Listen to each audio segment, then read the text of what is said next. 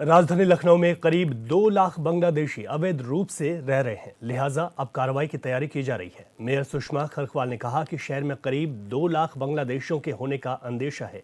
ये शहर में खाली भूखंडों पर अवैध रूप से झुग्गियों में रहते हैं। नगर निगम की शुरुआती जांच में ऐसी 7,335 झुग्गियों का पता चला है।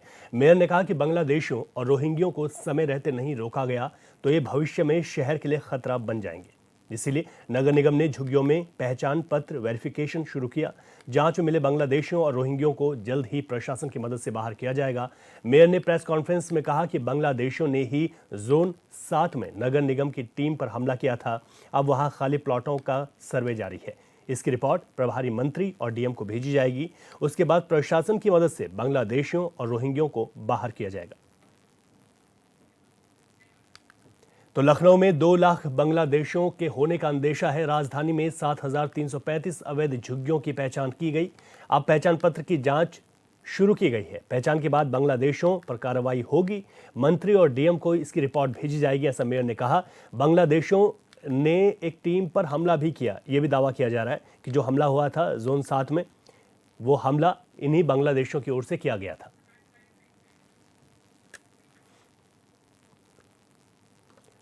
चलिए इसी खबर को विस्तार से समझते हैं। हमारे संवाददाता राशिद आरिफ लखनऊ से हमारे साथ लाइव जुड़ गए हैं। राशिद, ये कहा जा रहा है कि बड़ी संख्या है बांग्लादेशियों की, रोहिंग्यों की। कैसे ये सर्वे विभाग इस बात का कैसे पता चला और ये सर्वे आगे किस गति में अब चलता हुआ दिखाई दे रहा है? नहीं देखिए, अभी आपको बता दूं, पिछले कुछ दिन पहले जो है नगर निगम की टीम जो है अतिक्रमण हटाने गई थी, जिसपे हमला कर दिया गया था।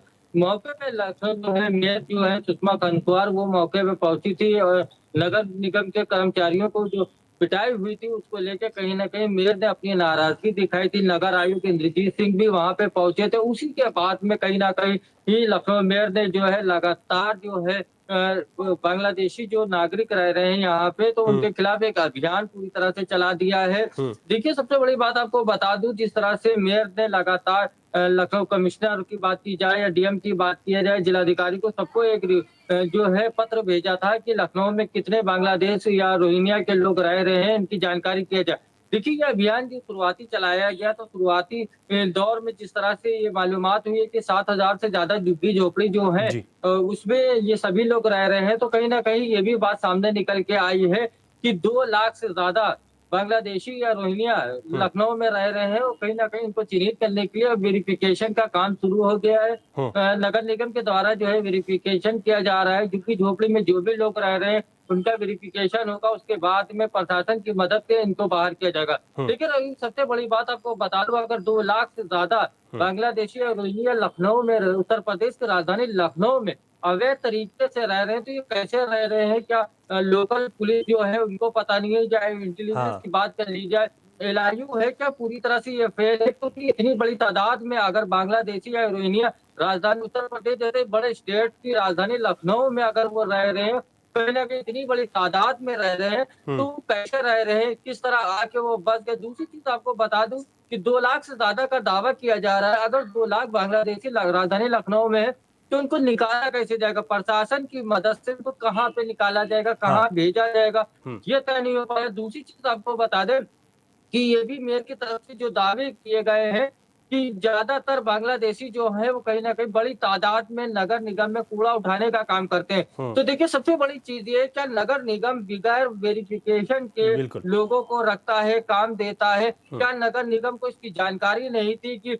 ये जो लोग हैं बांग्लादेशी हैं या रोहिंग्या के हैं, कहाँ के हैं? क्या उत्तर प्रदेश की राजधानी लखनऊ में इतनी बड़ी तादाद में बांग्लादेशी आकर रहने लगते हैं, तो पुलिस को बिल्कुल जानकारी नहीं है। और सबसे बड़ी बात आपको बता दूं कि झुग्गी-झोपड़ी है, उनमें कहीं न कहीं बिजली विभाग के द्वारा मीटर भी दिया गया है। बिल्कुल। जबकि एक आम आदमी को मीटर देने के लिए इतनी फॉर्मेलिटी बताई जाती है हाँ। कि रजिस्ट्री होना चाहिए और उसके बाद में जो बैंक है या आधार है, ये तमाम तरह के कागज़ बताए जाते हैं कि ये होना चाहिए। तभी एक आम आदमी को मीटर लगाने में काफ़ी समस्या आ जाती है, अगर कोई इनके पास कागज़ नहीं होते। बिल्कुल। तो ऐसे में सवाल ये उठता है, झुग्गी-झोपड़ी में किस तरह से इतने मीटर लगे हुए थे, बिजली सप्लाई हो रही थी।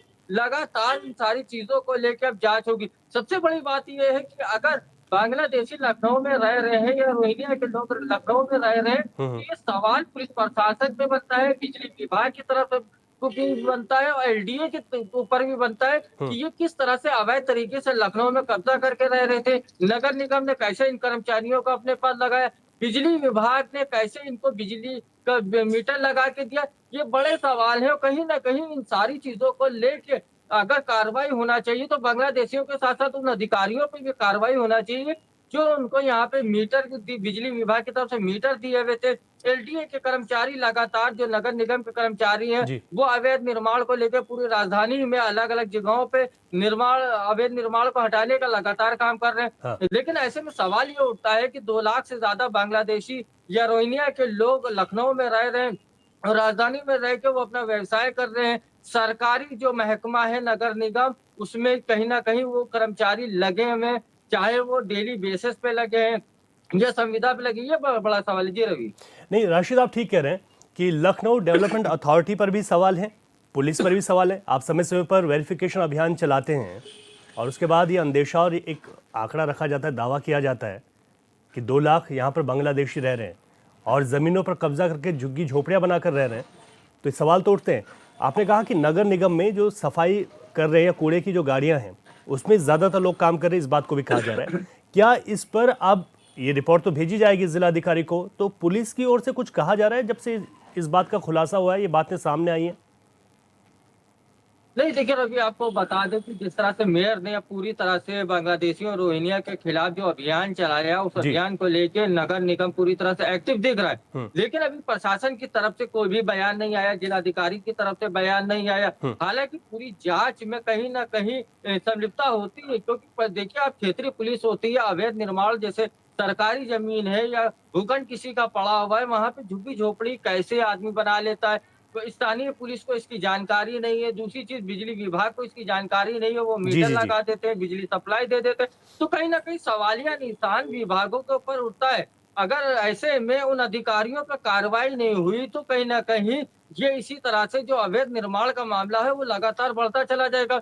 2 लाख से ज़्यादा, ये अपने में एक बड़ा सवाल है कि बांग्लादेशी रोहिंग्या के लोग 2 लाख से ज़्यादा राजधानी लखनऊ में किस तरह से रह रहे हैं, उस तरह और रहने के बाद में बाकायदा यहाँ व्यवसाय कर रहे हैं। और दूसरी चीज़ ये है कि जो सबसे बड़ा महकमा अगर नगर निगम साफ-सफाई का महकमा है, उसमें वो काम भी कर रहे हैं। तो काम करने के वक़्त क्या नगर निगम जो ये भी नहीं वेरीफ़ाई करता है कि कौन कर्मचारी है, किस तरह के हैं, क्रिमिनल हैं या आपराधिक इतिहास क्या है? ठीक बस बात। ऐसे ही कूड़ा उठाने के लिए उनको लगा लिया। हो बिल्कुल। सकता है कि वो इसी आड़ में क्राइम भी करते हो, ये भी एक तरह से मामले सामने निकल के आ रहे हैं कि इतनी बड़ी संख्या में जब लोग हैं, तो कहीं न कहीं अपराध जो राजधानी लखनऊ ठीक में कह रहे हैं हो रहा है, राशिद तो आप, क्या अपराध के ठीक कह पीछे रहे भी हैं। इतनी बड़ी संख्या जो सामने निकल कर आई है, उसमें अब ये देखना हो कि आगे क्या कुछ कार्रवाई होगी।